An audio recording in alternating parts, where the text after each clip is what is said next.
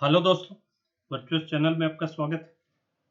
आज एक अच्छी खबर निकल के आई, उसकी इन्फॉर्मेशन ऑलरेडी हम आपको दे चुके हैं। Common recruitment process RRB 9th का नोटिफिकेशन रिलीज हो गया, जिसमें ऑफिस असिस्टेंट आपका ऑफिस असिस्टेंट के लिए है, जो क्लर्क के जिसको अपने कह सकते हैं। देन स्केल 1 के लिए है, जो पीओ लेवल का, या इसमें असिस्टेंट मैनेजर जिनको कहते हैं। फिर स्केल 2 के लिए भी है। स्केल 2 में भी 2-3 कैटेगरी है। देन स्केल 3 के लिए भी, सभी के लिए वैकेंसीज आई है।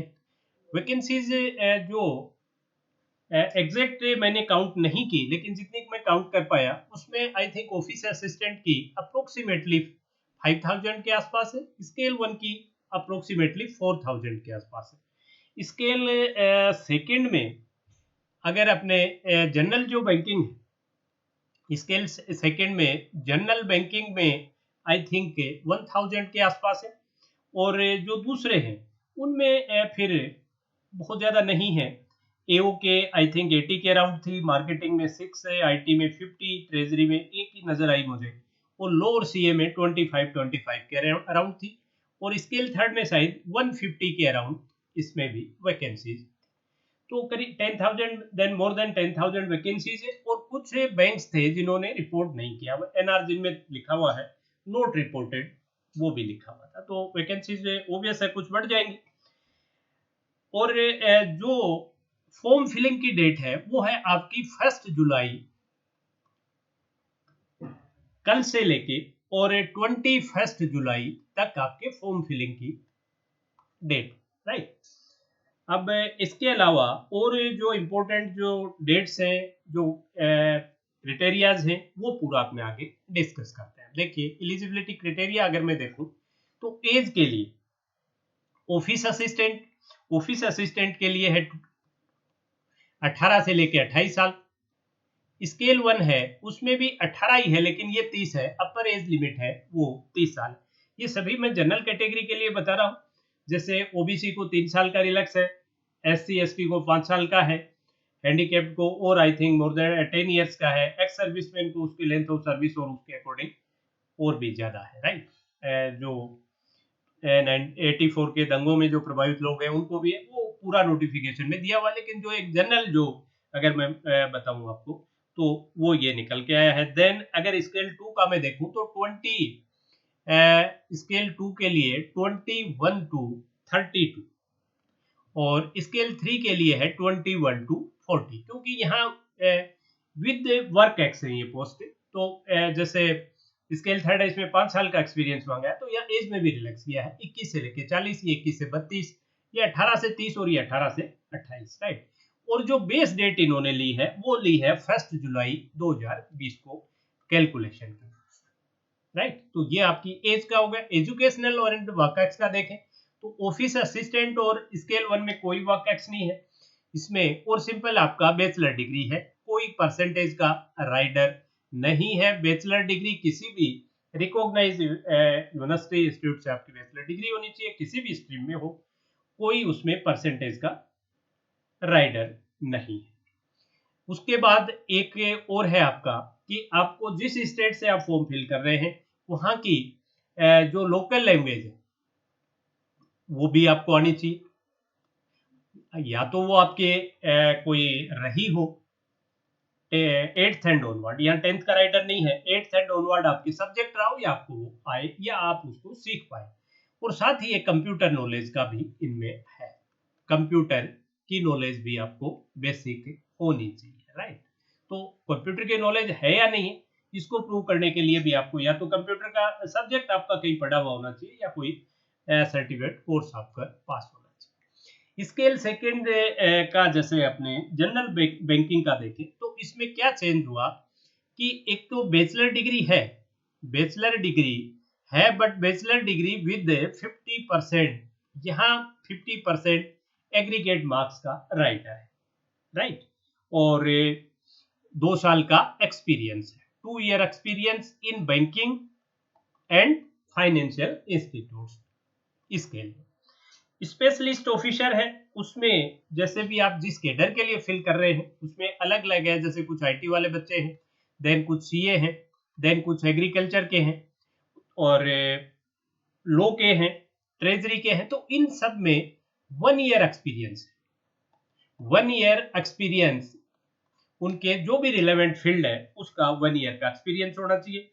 स्केल थर्ड जो है, इसमें आपके वो बैचलर डिग्री तो सभी में होती है मिनिमम क्वालिफिकेशन, उसके साथ ही वर्क एक्स इसमें 5 साल का है, 5 इयर्स वर्क एक्स।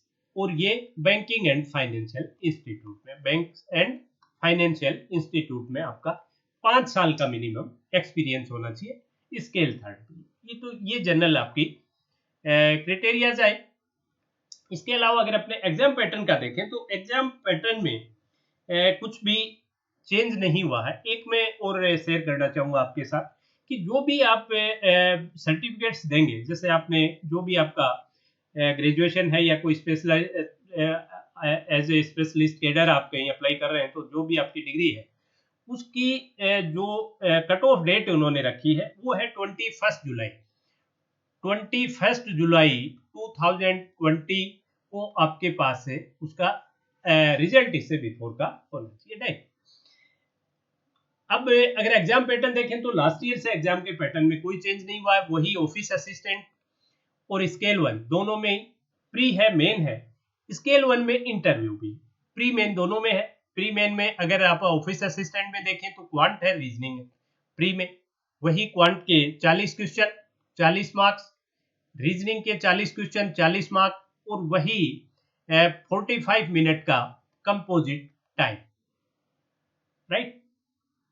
लैंग्वेज जो आपके पेपर का होगा वो हिंदी, इंग्लिश और कुछ स्टेट में वहां की लोकल लैंग्वेज भी है। जैसे अगर अपने ये सभी पेपर्स के लिए लागू होगा प्री और मेन के। तो लोकल लैंग्वेज में अगर मैं देखूं तो इसमें आपके जैसे जे.एंड.के में उन्होंने आई थिंक उर्दू को इनकॉर्पोरेट किया है, पंजाब में पंजाबी को किया है, राजस्थान में सिर्फ हिंदी इंग्लिश है, मध्य प्रदेश में भी हिंदी इंग्लिश है, बिहार में हिंदी इंग्लिश है, देन यूपी में हिंदी इंग्लिश के अलावा उर्दू है, महाराष्ट्र में आई थिंक मराठी और कोंकणी है, गुजराती गुजरात में है और कोंकणी भी है। इसी तरीके से आपके साउथ के जो स्टेट हैं जहां तमिल है वहाँ तमिल इनकॉर्पोरेट है, मलयालम है वहाँ मलयालम, कन्नड़ है वहाँ कन्नड़ है, बंगाल में बंगाली है, उड़ीसा में उड़िया है, इस तरीके से। बट हिंदी एंड इंग्लिश दोनों पूरे कंट्री में, उसके अलावा कुछ स्टेट्स में लोकल लैंग्वेज भी इनकॉर्पोरेट की हुई है, राइट। ये मीडियम ऑफ पेपर नहीं है उनका, मीडियम ऑफ एग्जाम है, राइट। देन अगर इसका मेन पेपर अपने देखें तो उसमें मेन में क्या है, जैसा पहले था वही है, क्वांट है, रीजनिंग है, हिंदी या इंग्लिश में से जो आपने चूज की है, आइदर हिंदी और इंग्लिश जो आपने चूज की है वो आपके पेपर में है। और उसके अलावा अगर अपने देखें तो एक जनरल अवेयरनेस है और कंप्यूटर है, ये आपके दोनों में ही है। स्केल 1 के लिए भी वही है और ऑफिस असिस्टेंट के लिए भी वही है। अगर इसमें देखें क्वांट के वही 40 क्वेश्चन 50 मार्क्स, रीजनिंग के भी 40 क्वेश्चन 50 मार्क्स, हिंदी और इंग्लिश के 40 क्वेश्चन 40 मार्क्स, जीए के भी 40 क्वेश्चन 40 मार्क्स, कंप्यूटर के 40 क्वेश्चन और 20 मार्क्स। तो आप देखिए 200 क्वेश्चन है, 200 ही मार्क्स हैं, और कंपोजिट टाइम है, यहाँ अभी भी टाइम कंपोजिट ही रखा है, 2 घंटे का कंपोजिट टाइम मिलेगा। और ये पेपर यही आपके ऑफिस असिस्टेंट में है और यही आपके स्केल 1 में डिटो है, राइट। हाँ, इसमें इंटरव्यू भी है, ऑफिस असिस्टेंट में इंटरव्यू नहीं है। और सेक्शनल कट ऑफ प्री और मेन दोनों में है, सेक्शनल कट ऑफ दोनों में है, प्री में भी मेन में भी, ऑफिस असिस्टेंट में भी और आपके स्केल 2-1 में भी। तो ये आपका एग्जाम का पैटर्न हो गया, एग्जाम का मीडियम हो गया। देन आगे बढ़े सेशन में, उससे पहले मैं छोटी सी एक चीज आपसे शेयर जरूर करना चाहूंगा।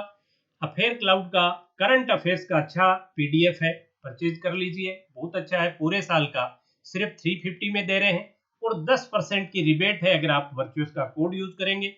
लिंक आपको डिस्क्रिप्शन बॉक्स में मिल जाएगा, दोनों लैंग्वेज में है, Hindi and English both language में, डेली मंथली एंड वीकली। और बिफोर एग्जाम पूरा एक्सपेक्ट भी आपको 10 डेज बिफोर भी प्रोवाइड करेंगे। इसी तरीके से अगर टेस्ट सीरीज आपके मैंने नहीं परचेज कर रखी है तो प्रैक्टिस बुक का अच्छा कंटेंट है, और ये प्लान है जो आपकी स्क्रीन पे नजर आ रहे हैं, डिस्क्रिप्शन बॉक्स में आपको लिंक नजर आ जाएगा, तो ये भी जरूर आप ले लीजिएगा। अब जो एग्जाम पैटर्न अगर आपने जनरल बैंकिंग, तो इनमें सिंगल एग्जाम है, मतलब इसमें प्री और मेन नहीं है, इसको मेन ही मानिए आप, एक एग्जाम है और उसी के बाद आपको शॉर्टलिस्ट करेंगे इंटरव्यू के लिए। तो स्केल 2 का जो जनरल बैंकिंग है, जनरल बैंकिंग में स्केल 1 में और इसमें सिर्फ एक चेंज है, और वो चेंज है आपके जो वहां जनरल अवेयरनेस थी, वो जनरल अवेयरनेस यहाँ इसमें किसमें चेंज होगी, फाइनेंशियल अवेयरनेस, फाइनेंशियल अवेयरनेस में चेंज होगी, और कोई चेंज नहीं है, वेटेज वही है फाइनेंशियल अवेयरनेस का जो वहां जनरल अवेयरनेस का था, 40 क्वेश्चन 40 मार्क्स वही है, वही 2 घंटे का कंपोजिट टाइम मिलेगा, बाकी वही क्वांट का वेटेज है, वही रीजनिंग का है, वही हिंदी इधर हिंदी और इंग्लिश का है, वही कंप्यूटर का है, सिर्फ जीए को रिप्लेस किया है फाइनेंशियल अवेयरनेस। स्पेशलिस्ट कैडर के जो एग्जाम है वो आपके जिसके लिए आपने जिस स्ट्रीम के लिए अप्लाई किया है उसमें भी सिंगल एग्जाम है, देन इंटरव्यू है, लेकिन यहाँ थोड़ा चेंज है। यहाँ क्या चेंज है कि आपकी जो स्ट्रीम है उसका एक प्रोफेशनल नॉलेज का टेस्ट पेपर है, प्रोफेशनल नॉलेज का। तो जो प्रोफेशनल नॉलेज का ये आपका एडिशनल है, प्रोफेशनल नॉलेज का 40 क्वेश्चन है, 40 मार्क्स। इसके बाद आप फिर रीजनिंग देखें, क्वांट देखें, तो यहाँ भी 40 क्वेश्चन 40 मार्क्स हो गए, ये भी 40 क्वेश्चन 40 मार्क्स हो गए, और फाइनेंशियल अवेयरनेस है यहाँ भी, एफए भी 40 क्वेश्चन 40 मार्क्स हो गए, और यहाँ जो कंप्यूटर और हिंदी और इंग्लिश, कंप्यूटर और हिंदी या इंग्लिश जो आपने चूज किया है उसके भी 40-40 क्वेश्चन है, लेकिन उनका वेटेज 20-20 मार्क्स है, 20-20। तो यहाँ आप देखिए 40 क्वेश्चन बढ़ गए, मार्क्स तो वही 200 है, मार्क्स में नहीं बढ़े, लेकिन यहाँ हाफ एंड आवर बढ़ गए, 2.5 आवर का कंपोजिट टाइम यहाँ आपको मिलेगा। जो स्पेशलिस्ट कैडर के बच्चे हैं, वो ले लो के हैं या सीए हैं, आपके मार्केटिंग के हैं, चाहे वो एग्रीकल्चर के हैं, आईटी के हैं, जिसके भी हैं, उसमें एक उसका प्रोफेशनल नॉलेज का है, फिर reasoning, quant, FA, computer and Hindi and English, तो यहाँ उनका वेटेज थोड़ा सा चेंज हुआ। देन अगर स्केल 3 के लिए अपने चर्चा करें तो यहाँ वही सिंगल एग्जाम है, और जो स्केल 1 में है आपकी, स्केल 1 में जो है वही यहाँ रीजनिंग के 40 क्वेश्चन 50 मार्क्स, क्वांट के 40 क्वेश्चन 50 मार्क्स, फाइनेंशियल अवेयरनेस वहां जनरल है, यहाँ फाइनेंशियल है, फाइनेंशियल अवेयरनेस का देखें तो 40 क्वेश्चन 40 मार्क्स, इधर हिंदी और इंग्लिश, हिंदी और इंग्लिश का भी 40 क्वेश्चन 40 मार्क्स, और कंप्यूटर का वही आपके कंप्यूटर का 40 क्वेश्चन 20 मार्क्स, और 2 घंटे का कंपोजिट टाइम, तो यहाँ वही आ गया, कोई चेंज नहीं है। उसके बाद इसमें इंटरव्यू, तो ये पूरा सीन था। इसके बाद जैसे कुछ छोटी छोटी चीजें, जैसे कोई रॉन्ग आंसर अगर आपने किया तो वही जैसे आईबीपीएस में या आईबीपीएस आरआरबी में पहले रहा है, वही 1/4 मार्क की पेनल्टी है। Sectional cut off pre and main both में है, सेक्शनल कट ऑफ है दोनों में। इंटरव्यू के 100 मार्क्स हैं जिसमें भी एप्लीकेबल, कट ऑफ उसमें भी है, सेक्शनल कट ऑफ अलग से है, लेकिन वो इन्होंने बताई नहीं है, लेकिन है ये बताया। वेटेज ऑफ मेन और इंटरव्यू, जैसे ऑफिस असिस्टेंट का तो सिर्फ आप मेन की एग्जाम के अकॉर्डिंग उसके मार्क्स से मेरिट बन जाएगी, लेकिन जिनमें इंटरव्यू है स्केल 1, 2 और 3 के लिए, तो उसमें 80-20 का रेशियो है, 80% आपका वेटेज है मेन एग्जाम का, और जहां सिंगल एग्जाम है वही मेन है, और 20 है आपका इंटरव्यू का, राइट। तो ये 200 मार्क्स को 80 पे ले जाएंगे और 100 मार्क्स को 20 पे ले जाएंगे, और फिर इसकी मेरिट लिस्ट बना देंगे। तो इसमें भी कोई भी चेंज नहीं देखने को मिला है किसी भी तरीके से। तो चलिए, आज का सेशन आपको कैसा लगा कमेंट सेक्शन में कमेंट कीजिए। साथ ही चैनल को अभी तक सब्सक्राइब नहीं कर पाए हो, प्लीज सब्सक्राइब करें, बेल आइकन क्लिक करें, और साथ ही आरआरबी के क्वांट एंड रीजनिंग के दोनों के बैचेज शुरू हो रहे हैं, तो वो भी ज्वाइन कीजिए। नोटिफिकेशन आपको 1-2 दिन में, आपको आज या कल में आपको नोटिफिकेशन भी मिल जाएगा, टारगेट बैचेज शुरू करेंगे, वो जरूर ज्वाइन कीजिए, और बेल आइकन क्लिक कर लीजिए ताकि जब भी कोई नई इंफॉर्मेशन हो, कोई भी नया वीडियो कोई स्टडी से रिलेटेड हो, तो नोटिफिकेशन आपको मिल जाए, उसके बाद आप देखें नहीं देखें आपकी इच्छा। That's all for today session, have a great